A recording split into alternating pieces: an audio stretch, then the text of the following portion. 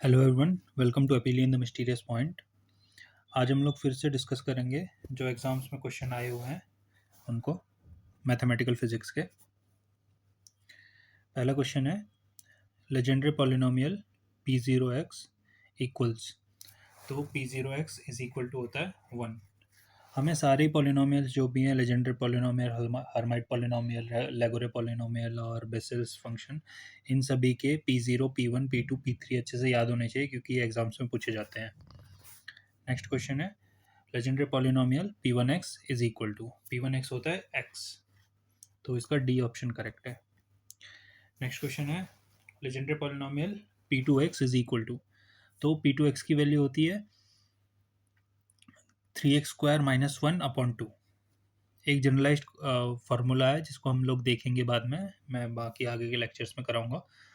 तो next question है Legendre polynomial p3x is equal to, तो p3x की वैल्यू होती है 5x³ - 3x upon 2, option C. ये एक प्रॉपर्टी है Pn1 इज इक्वल टू होता है, value of Pn1 is equal to 1 होता है।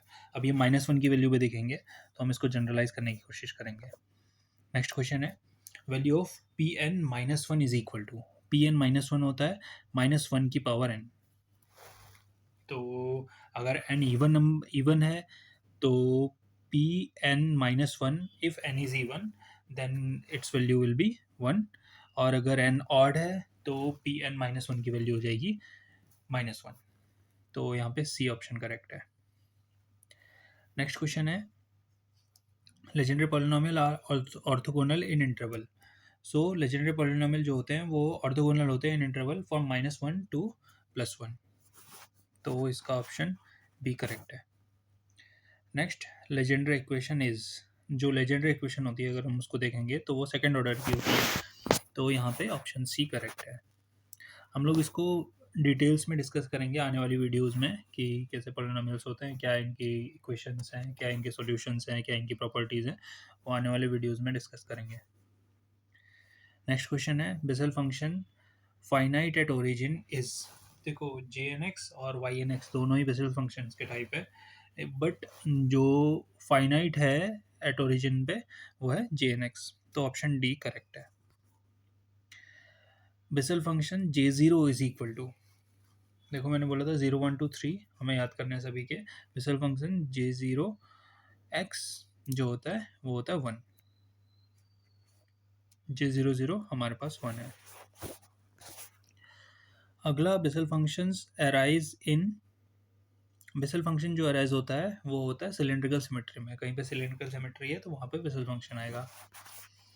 Next Hermite polynomial h0x is equal to, h0x की वैल्यू 1 होती है तो इसका बी ऑप्शन करेक्ट है। Hermite polynomial appears in, Hermite polynomial जो आता है जब हम लोग हार्मोनिक ऑसिलेटर की इक्वेशन को सॉल्व करते हैं, श्रोडिंगर इक्वेशन को, तो वहाँ पे हर्माइट उसका सॉल्यूशन जो होता है उसमें हर्माइट पॉलिनोमियल होता है, तो यहाँ पे ऑप्शन सी जो है वो करेक्ट है।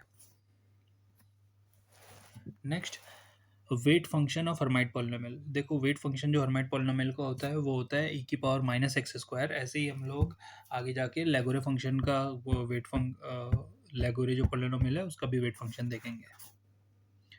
Next Laguerre polynomial L1x is equal to, L1x जो होता है वो 1 - x होता है, तो इसका सी ऑप्शन करेक्ट है।